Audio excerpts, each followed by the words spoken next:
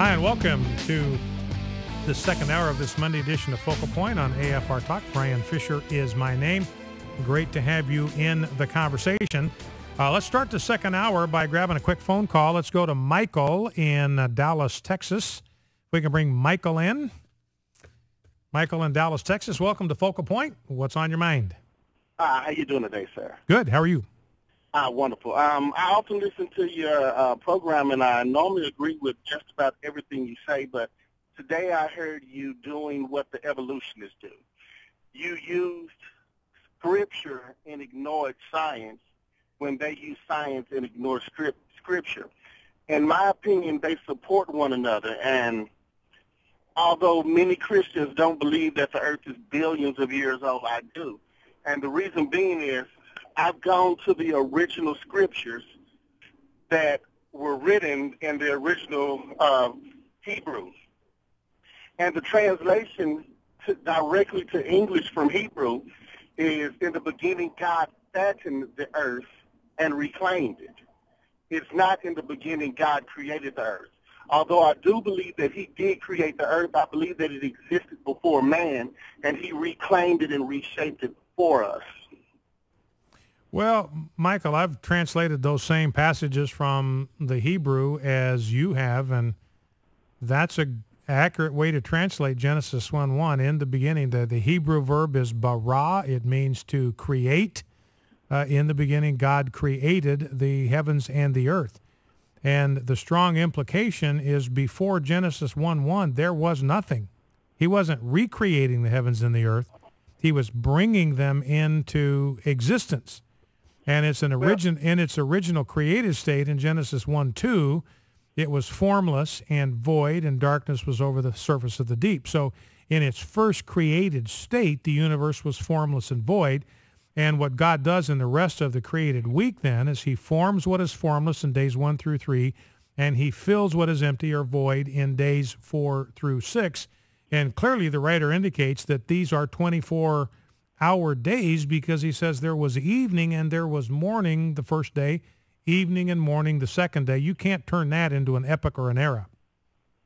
Well, if you go back, what you're using is modern Hebrew. No. I'm using Michael, I'm using biblical Hebrew, and the translation, the definition of those words is drawn from Brown, Driver, and Briggs, which is the standard Hebrew to English lexicon.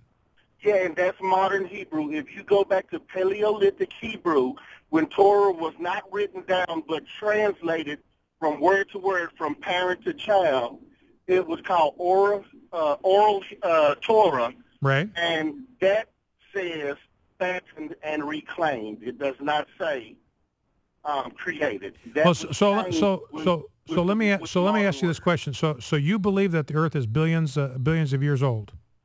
No, I do not believe that it is billions, but I believe that it is older than 6,500 years. So how old do you think it is?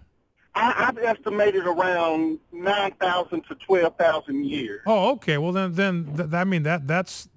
a piddling difference in the conversation, because I know that there are people, because where you do have a little bit of wiggle room is in verse 1, because he says that in the initial state of the universe when God created it was formless and void, and we don't know how long it existed in that formless and void state. That could have been for some time. It wouldn't make any sense to me that it was very long.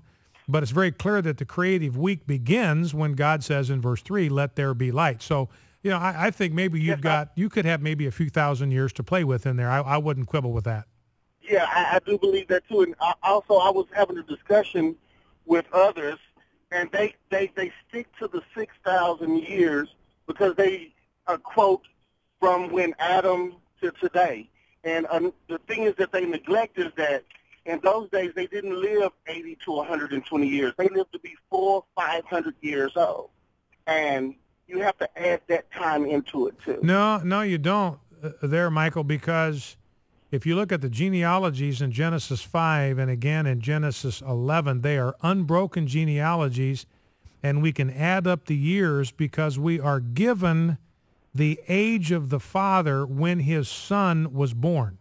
And then we're given the age of that individual when his son was born. So we're given very precise chronological information there, and you add all that up, and you come out to a 4,000 something plus for the creation of Adam. Do you accept that as the date for the creation of Adam? I'm not sure. I'd have to look that part of it up. But you're saying you're not saying that Adam was created 165 or 1.8 million years ago or whatever the evolutionists say.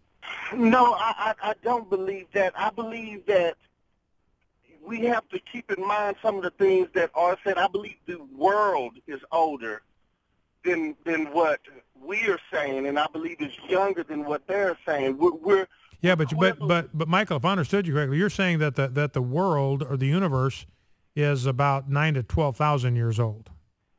No, I believe that the world is not. I don't believe that the universe was created at the same time as the world. I believe that the universe existed and then God created the world.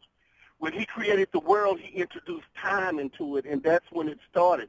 But I believe that the universe existed with God and the angels far before he created the earth. Well, it says in Genesis 1, though, that the earth was formless and void. It doesn't say the universe was formless. It says the earth was formless and void, and darkness hovered over the surface of the deep. Yeah, but that's what I'm saying. It never said, it speaks of the heavens and the earth, but I don't believe that when they say the heavens, that they actually meant the universe. What else could it be? I mean, heavens and earth. Michael, heavens and earth, that's a figure of speech that refers to everything. There's nothing else. It's either in the heavens. It's either in the heavens or it's on earth. There's no other place for it to be. Well, when you take, like I said, the original Hebrew, there are 7 that I know of different words that describe heaven, and they're all speaking of a different thing. All right. Well, listen, Michael, I'm gonna have to let you go. We're coming up to the end here of this first segment, and you got me on Paleolithic Hebrew. The problem is I'm not aware, Michael, of any dictionary or lexicon that tells you what Paleolithic Hebrew. I mean, all we have to go on is the Hebrew that we have, and as you suggest, the pronunciation of the Hebrew text was passed on orally from generation to generation until the scribes developed a system of reproducing the vowel points in the text. But all we have to go on is the Hebrew that we're given in the text, and we have a good understanding of what those words mean and how they were used, and that's why the Brown, Driver, and Briggs lexicon, which is the one I use, published by Oxford University, is considered to be the standard. As far as Paleolithic Hebrew, I don't know if Michael, assuming there is something like that, I don't know that Michael has any better of an idea about what it means than anybody else. Focal Point AFR Talk. When we come back, I'm going to talk a little bit about the left beginning to turn on Barack Obama. One of the things I've suggested is that the media are simply ministers of propaganda for the regime. That's all they are. There's no journalism going on. There's nothing objective about what they do. They've just been cheerleaders for Barack Obama. Now they can't help him get reelected because he can't run again for office. So I believe they're going to start turning on him, and they already have. Focal Point AFR Talk.